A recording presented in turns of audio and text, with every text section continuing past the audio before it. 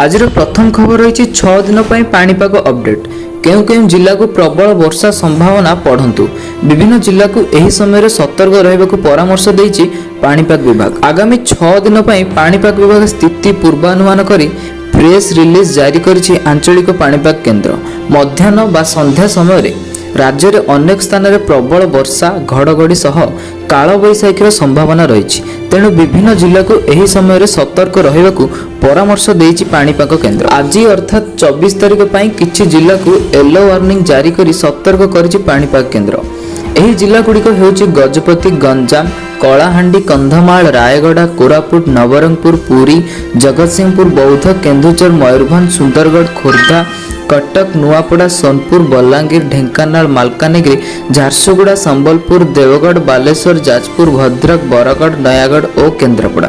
एही सब जिला गुड़िकर गोटे किंबा दुईटी स्थान में प्रबल वर्षा घड़घड़ी सह झटका पवन 30 ରୁ 40 किलोमीटर प्रति घंटा हेबार संभावना रही। परवर्ती खबर रही मोहन सरकार नुआ निर्देशनामा।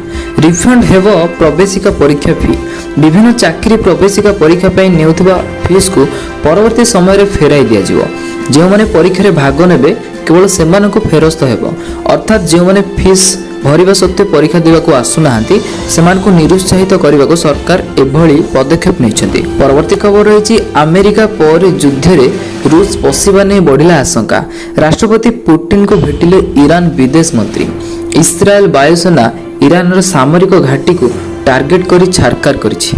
सेपटे जेनेभार यूरोपीय वैदेशिक मंत्री एवं ईरान अधिकारी बैठक में बाहरी पारिनी निष्कर्ष। परवर्ती खबर रही राज्य में आंबुलांस विकल चित्र। रोगी बोहिबा बदल में निजे रोगिणा। लोक को डाक्तरखाना पहुंचाइबा पई 108 आंबुलांस एबे निजे डाक्तरखाना जीवा अवस्था रे। ना आंबुलांस रे ऑक्सीजन अछि ना एसी चालुछि। एमिति ठेला पेला रे चलीछि मयूरभंज जिला कस्तीपदार 108 आंबुलांस सेवा। परवर्ती खबर होछि अचानक एमिति स्टाटस देले रोहित शर्मा।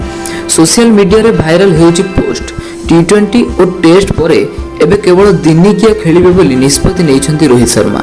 तबे आज से जो स्टाटस देइछन्ती ताहा सोशल मीडिया रे बेस भाइराल हेबार लागिछि। खूब शीघ्र से दिनिकिया कैरियर रो नेई बड़ निष्पत्ति नेइ परिछन्ती बोली आलोचना करूछन्ती यूजर्स। परवर्ती खबर रही उत्तर प्रदेश रो बागपत जिल्ला रे एक जघन्य हत्याकांड घटिछि। एठारे ट्रेन सीट को नेई विवाद आरंभ हेबा पर जणे व्यक्ति को पिटी पिटी हत्या करछन्ती अन्य जणे यात्री। दीपक नामक व्यक्ति दिल्ली सामिल पैसेंजर ट्रेन रे बागपत फेरुथिले। एही समय रे एक सीट को नेई तांको सह किछि यात्री पाटीतुंड करिबा आरंभ करथिले। प्रथमे कथा कटाकटी पर मारपीट पर्यंत कथा जाइतिला।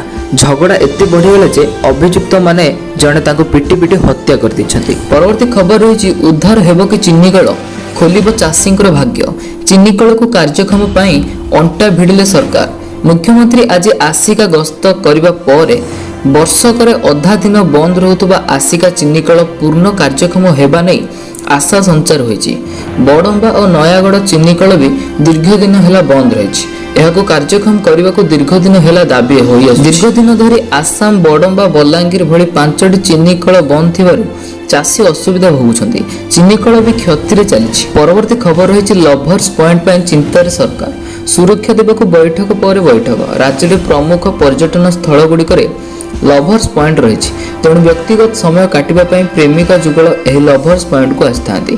किंतु अधिकांश लभर्स पॉइंट रे पर्याप्त सुरक्षा नहीं, आलोकीकरण व्यवस्था भी नहीं, पुलिस पेट्रोलिंग भी करू नहीं। एबे लभर्स पॉइंट पई चिंता रे सरकार। परवर्ती खबर रही फुंगुला देह देखाई करूछन्ती ब्लैकमेल। विशेषकर वरिष्ठ नागरिक, युववर्ग, पेशादार कर्मचारी और व्यवसायी को जाल पकाई विभिन्न तालिकार चून मारुछन्ती।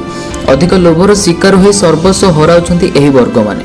तबे हाईटेक जुगरु ताଳ देई मातिलेणी हाईटेक लुटेरा नुआ नुआ ट्रिक रे खेलुछन्ती खेल। परवर्ती खबर रही अपपुष्टि रोकी परिबो कि आमरी शिशु।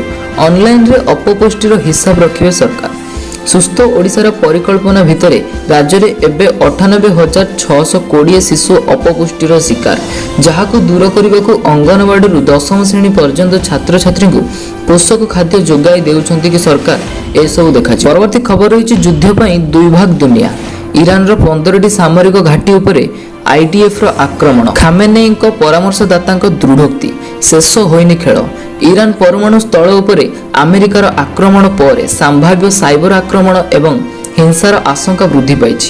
ଏନେଇ ଆମେରିକାର ଗୃହ ସୁରକ୍ଷା ବିଭାଗ ଦ୍ୱାରା ଏକ ଜାତୀୟ ବୁଲେଟିନ୍ ଜାରି କରାଯାଇଛି। ପରବର୍ତ୍ତୀ ଖବର ରହିଛି ଧୋନିଙ୍କର ସବୁଠୁ ବଡ଼ ଟେଷ୍ଟ ରେକର୍ଡ ଭାଙ୍ଗିଲେ ପନ୍ଥ। ଇଂଲଣ୍ଡ ବିପକ୍ଷରେ ଶତକ ମାରି ରଚିଲେ ଇତିହାସ। ଇଂଲଣ୍ଡ ବିପକ୍ଷରେ ହାସିଲ କରିଥିବା ଏହି ଶତକ ପନ୍ଥଙ୍କ କ୍ୟାରିୟରର ସପ୍ତମ ଟେଷ୍ଟ ଶତକ ଥିଲା। ଭାରତ ପାଇଁ 90 ଟେଷ୍ଟ ଖେଳିଥିବା ଧୋନି 6 ଶତକ ଓ 33 ଅର୍ଦ୍ଧଶତକ ସହ 4876 ରନ୍ କରିଥିଲେ। ପରବର୍ତ୍ତୀ ଖବର ରହିଛି ଆଜି ମହାପ୍ରଭୁଙ୍କର ଅଣସର ତ୍ରୟୋଦଶୀ। ମହାପ୍ରଭୁଙ୍କୁ ହେବ ଘଣା ଓ ଖଳି ପ୍ରସାଦ ଲାଗି ନୀତି। ଆଜି ଘଣ୍ଟ ଛତା କାହାଳି ସହ ଖଳିପ୍ରସାଦ ଶୁଦ୍ଧ ସୁଆରଙ୍କ ଘରଠାରୁ ଶ୍ରୀମନ୍ଦିରକୁ ବିଜେ କରାଯିବ। ଶୁଦ୍ଧ ସୁଆରଙ୍କ ଦ୍ୱାରା ପ୍ରସ୍ତୁତି ଏହି ଦିବ୍ୟ ପ୍ରଲେପକୁ ରୂପା ପିଙ୍ଗଣରେ ରଖି ଦଇତାପତି ସେବକ ଶ୍ରୀଅଙ୍ଗରେ ଲାଗି କରିବେ। ତ ଦର୍ଶକ ବନ୍ଧୁ, ଏ ଥିଲା ଆଜିର କେତୋଟି ଗୁରୁତ୍ୱପୂର୍ଣ୍ଣ ଖବର। ଯଦି ଆପଣଙ୍କୁ ଖବର ଗୁଡ଼ିକ ଭଲ ଲାଗିଥାଏ ତାହେଲେ ଚ୍ୟାନେଲକୁ ସବସ୍କ୍ରାଇବ୍ କରିବେ, ଯାହାଦ୍ୱାରା ଆଗାମୀ ନ୍ୟୁଜ୍ ଆପଣଙ୍କ ପାଖରେ ଜଲ୍ଦି ପହଞ୍ଚିପାରିବ।